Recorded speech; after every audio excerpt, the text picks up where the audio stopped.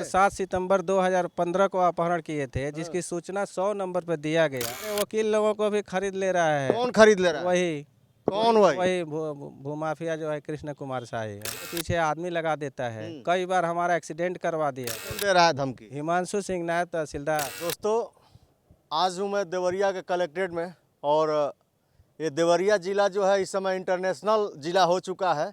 और जैसे कि ये भूमाफिया यहाँ सक्रिय हैं ज़्यादा, और घटना घटने के बाद भी ये ज़िला जो है सुधरने का नाम नहीं ले रहा है। ज़मीनी विवाद और मेरे सामने आया है। मेरे सामने विनय शाही जी हैं, ये देवरिया ज़िले से ही आते हैं, और इनका भी मामला कई सालों से चल रहा है। मैं इनसे बात करता हूं कि आखिर क्या कुछ मामला है, आखिर देवरिया कब सुधरेगा। क्या नाम है आपका? जी, मेरा नाम विनय शाही है, भिंगारी बाजार का मैं रहने वाला हूं। हमारे पिताजी का नाम राजेश्वरी शाही है।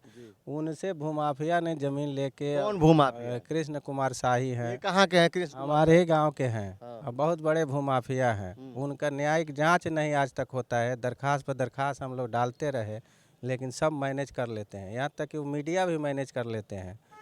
सारा जगह अधिकारी लोगों से भी उन लोग मैनेज कर लेते हैं। कैसा भी क्राइम करते हैं मैनेज हो जाता है। तो ये आप का ज़मीनी विवाद कैसा है? हमारा ज़मीनी विवाद है। हमारे पिताजी मंदबुद्धि के थे, उन्हीं से वो ज़मीन ले लिए थे 1,30,000 रुपये सालाना पर। किस लिए? भट्ठा चलाने के लिए। और जब हम लोग उनसे जाके पूछे कि हमारे पिताजी से आप ज़मीन लिए हैं, कितने पे लिए हैं, क्या लिए हैं, तो कहे कि हम 13,000 रुपये साल पे लिए हैं। और अपने पास से एक एग्रीमेंट फर्जी बना के दिखाने लगे कि यही एग्रीमेंट हुआ है। नहीं तो जो एग्रीमेंट था वो फर्जी है? जी फर्जी ये है। हमको बताइए, जो ज़मीन दी गई तो एग्रीमेंट किया गया कि नहीं किया गया? कोई एग्रीमेंट नहीं हुआ था। मुजबानी दे दिया गया? नहीं, हमारे पिताजी दे दिए। बहुत सीधे साधे आदमी हैं। ज़मीन कितनी थी जो भट्ठा में दिया गया? 45 कट्ठा ज़मीन था। अच्छा। 45 कट्ठा था, वो अपना भट्ठा बनवा लिए थे।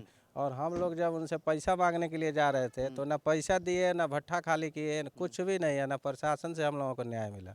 कहीं भी जाते थे, तहसील में, ज़िले में, हर जगह उच्च अधिकारियों को दरखास्त देते थे, कहीं से भी हमको न्याय नहीं मिला।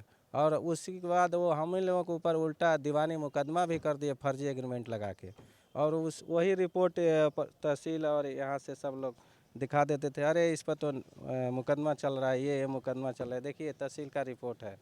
जब हम खाली कराने के लिए जा रहे थे तब वो लोग कहते थे, अरे इस पर ये दीवानी चल रहा है, हम लोग कुछ नहीं करेंगे, कोई कुछ कार्रवाई नहीं। हमारे पिताजी के नाम से था, उसका मुकदमा चल रहा है, यहाँ दीवानी चल रहा है, बैनामा मनसुखी चल रहा है। उनसे ज़बरदस्ती वो लोग बैनामा करवा लिए ज़मीन। आपके पिताजी से? हमारे पिताजी से अपहरण करके और ज़मीन अपहरण करके। योगी जी देखिए, ये आपके देवरिया जनपद जिले की बात है। ये बता रहे हैं जैसा कि इनके पिताजी को अपहरण करा के और वो बैनामा करा लिया गया, यही है? 7 सितंबर 2015 को अपहरण किए थे, जिसकी सूचना 100 नंबर पर दिया गया। और स्पष्ट नाम बताया गया कि कृष्ण कुमार शाही जो है अपहरण करके ज़मीन लिखवाना चाहते हैं।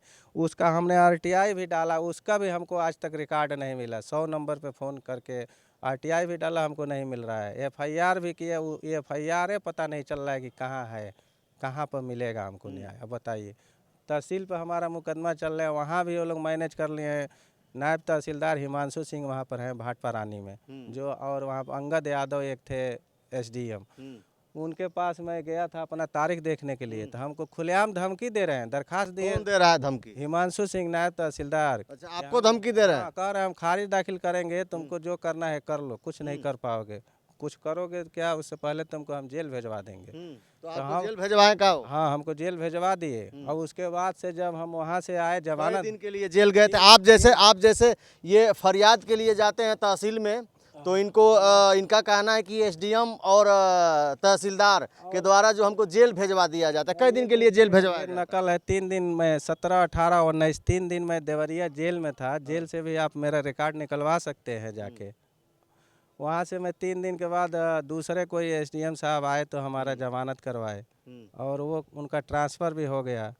और हिमांशु सिंह वहीं बने हुए हैं। उसमें हमारे मुकदमे में आपत्ति का खारिज दाखिल भी करने के लिए प्लानिंग उसी दिन का है, और उसी दिन कर भी दिए।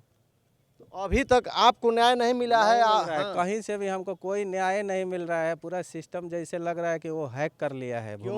यहाँ बीजेपी सरकार में तो जो है भूमाफिया भूमिगत हो गए हैं। कहाँ है? प्रदेश छोड़ के भाग गए भूमाफिया। हमारे वकील लोगों को भी खरीद ले रहा है। कौन खरीद ले रहा है? वही कौन वही? वही भूमाफिया जो है कृष्ण कुमार शाही, हमारे आपके वकील वकील को भी खरीद ले रहा है? जी, बहुत वकील भी बिक रहे हैं? बिक रहे हैं, वकील भी बिक रहे हैं। अच्छा, ये हमारे नया मामला देखिए, वकील लोग भी बिकने लगे। ये कहीं न्याय मांगने के लिए जा रहे तो हैं नहीं, हम। आपके वकील बिक गए तो आपने दूसरा वकील किया? जी, हाँ, मैं उनको दूसरे चेंज किया, बिक गए। जो बिक रहे हैं उनको मैं छोड़ दे रहा हूँ। अब मैं झगड़ा तो हर जगह करूँगा नहीं, कहाँ कहाँ बताइए, ये न्यायालय की व्यवस्था है, SDM किसके साहब के पास पास कोई मैं- जाएगा बताइए? उनकी शिकायत करने के लिए मैं SDM महोदय के पास गया भाटपा रानी में, जहाँ पर अंगद यादव थे SDM।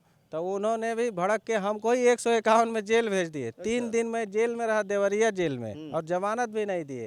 और ऊपर से नायब तहसीलदार हिमांशु सिंह और वो दोनों लोग हमको मारने के लिए भी दौड़ के आ रहे थे, ऑफिस में बंद करके। अभी आपको क्या दिक्कत हो रही है इस समय? अभी हमारे जमीन का कोई निस्तारण नहीं हो रहा है। यहाँ पर मुकदमा चल रहा है, जिस दिन तारीख रहता है उस दिन हमारा फाइलें गायब हो जाता है। तारीख जिस दिन रहता है आपकी फाइल गायब हो जाती हाँ, है? जिस दिन हमारा तारीख रहता है उस दिन फाइल गायब हो जाता है। अब पूरा दिन हम फाइलें खोजवाते रहते हैं, 3-4 दिन के बाद जब मिलेगा तब तक तारीख पड़ जाता है। क्या करें, कैसे न्याय ये मिलेगा? बताइए, आपको न्यायालय में भी न्याय नहीं मिल रहा है? न्यायालय में भी न्याय नहीं मिल रहा है।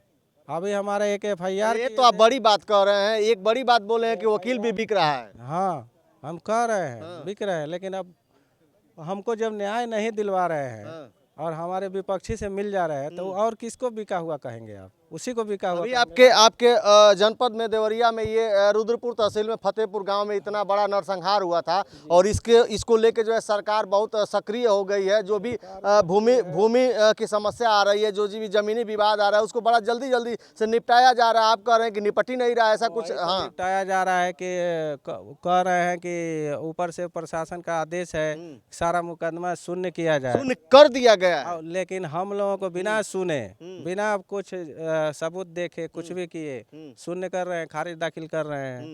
यही आपका खारिज दाखिल हो गया है? वो भूमाफिया जो है, आप जिसको कह रहे हैं, वो करा लिया? माफिया खारिज दाखिल करवा लिया। अच्छा, हम लोग दौड़ते रह गए। हम उनके पास से उनके पास जा रहे हैं, हमको उठा के जेल भेज दिया। कहे कि हम इसको जेल भेजेंगे और खारिज दाखिल भी करेंगे। तो अपने मंशा में वो कामयाब भी हो गए, क्योंकि हम भूमाफिया तो हैं नहीं कि हम उनको पैसा दें, हम उनसे हम अपना न्याय खरीदें। अब आपका जो है आगे का क्या प्रोग्राम है? आगे क्या करोगे? अभी आप सुनवाई नहीं होती है अब सुनवाई नहीं होगी तो हम लोग आमरण अनशन करेंगे। आमरण अनशन करेंगे? परिवार आमरण अनशन करेगा, और तो कहीं हमको न्याय मिलने वाला है नहीं। मुख्यमंत्री दरबार गए थे क्या? जी, मैं बहुत कई बार गए? कितने बार गया, बहुत बार गया। मैं डायरेक्ट मिलने के लिए मंदिर पे गया था, लेकिन कभी भी हमसे मुलाकात नहीं हो पाई। क्यों? वहाँ क्या व्यवस्था होती है? व्यवस्था बहुत अच्छा होता है, लेकिन जनता बहुत ज़्यादा जाती है। 1000-1500 लोग वहाँ पर अंदर, मंदिर के अंदर रहते हैं, और बाकी लोग बाहर घूमते हैं। भीड़ देख के लौट जाते हैं लोग। तो हम तो यही देख रहे हैं कि वहाँ पर अगर न्याय होता। आपको क्या उम्मीद है, न्याय मिलेगी आपको? हमको तो कोई उम्मीद नहीं है। न्याय पे भी भरोसा नहीं है, न्यायालय पे भी? हमको न्यायालय से भी भरोसा आपका उठ गया है? भरोसा उठ गया है। अब भरोसा उठ गया है, इसलिए उठ गया है कि हम देख रहे हैं कि जो हमारा भूमाफिया, जो हमारा ज़मीन हड़पा हुआ है, वो हर जगह हमसे पहले पहुंच जा रहा है और वहां जाके मैनेज कर ले रहा है। हम कहां जाने वाले हैं, हमारे पीछे आदमी लगाया हुआ है। कब हमारी हत्या और आरोप लगा रहे हैं कि मीडिया को भी मैनेज किया जा रहा है? जी, मैं बहुत बार मीडिया में भी, देवरिया कलेक्ट्रेट में कई बार मीडिया को भी मैं दिया। तो मीडिया वाले क्या कहते हैं? अब मीडिया वालों को हमसे बाइट लिए, हमसे सब कुछ लेकिन पूछ, चलाया नहीं उन्होंने? कुछ भी नहीं, न्यूज आज तक चला ही नहीं। अगर प्रिंट मीडिया में 1-2 बार निकला भी तो हमारे पिताजी का, हम लोगों का नाम ही नहीं था, गलत नाम था जी। अब उनका अगर रहता है उनका, तो उनका नाम नहीं निकालेंगे आमरण अनशन करने के कब लिए। से आमरण अनशन कर जब ही हम प्रशासन को, सबको सूचित करके करेंगे? सूचित करके मैं आमरण अनशन, पूरा परिवार हम लोग यहाँ देवरिया या गोरखपुर या लखनऊ कहीं भी हम लोग आमरण अनशन करेंगे। तो आपको सरकार से और न्यायपालिका से, दोनों से जो है आपकी उम्मीद भरोसा उठ गया है। भरोसा उठ गया बहुत यानी कि लग रहा है कि भूमाफिया जो है भारी पड़ रहे हैं? भूमाफिया बहुत भारी पड़ रहे हैं। अब कहीं भी कुछ कोई जांच पड़ताल कुछ नहीं हो रहा है, कुछ नहीं हो रहा है। और आपके साथ जो आपका विपक्षी है वो कुछ कर रहा है? और बहुत कुछ कर रहा है, हमारे पीछे आदमी लगा देता है। कई बार हमारा एक्सीडेंट करवा दिया, कई बार एक्सीडेंट हो गया। हमारा वीडियो हमारे पास है, कहिए तो हम आपको दिखा सकते हैं। गाड़ी में धक्का मार, गाड़ी खड़ी करके मैं साइड में खड़ी करके बैठा हूँ, कहीं से फ़ोन आ रहा है, फ़ोन रिसीव करने के लिए, साइड में कोई धक्का मार के भाग जाता है। ये देखिए योगी जी, आप आपका सिस्टम है, आपका प्रदेश है और ये देवरिया जिला है। देवरिया जिला है और ये जो है इस समय देवरिया जिला जो है इंटरनेशनल मामला बन चुका है। और इस मामले के बाद भी, इस घटना के बाद भी अगर जो देवरिया में सुनवाई नहीं हो रही है, अगर जो तहसील नहीं सुधर रही है, जिला नहीं सुधर रहा है, तो आप किस तरीके से काम कर रहे हैं? ये भ्रष्ट अधिकारी किस तरीके से काम कर रहे हैं कि ये न्याय के लिए जा रहे हैं, ये कह रहे हैं कि एसडीएम और तहसीलदार हमको जेल भेज दे रहा है। तो आखिर ये किस तरीके की न्याय व्यवस्था है आपकी? अधिकारी आपकी कितना मनमानी कर रहे हैं? ये दौड़ रहे हैं, ज़मीन इनकी है इनके कहने के अनुसार, लेकिन उसके बाद अभी तक न्याय नहीं मिला। आखिर ये कहाँ जाएं? आप बताइए। योगी जी, मैं आपसे सवाल कर रहा हूँ। इनका कहना है कि हमको न्याय नहीं मिलेगा तो हम आमरण अनशन पे बैठेंगे। आखिर न्याय मिलता तो ये आमरण अनशन पे नहीं बैठते। अगर जो इस मामले में कोई कल घटना होती है, कोई वारदात होती है, तो इसका जिम्मेदार कौन होगा? अधिकारी होंगे, शासन होगा या प्रशासन होगा? कहीं ना कहीं इनको न्याय नहीं मिलेगा तो ये जो है कुछ ना कुछ करेंगे।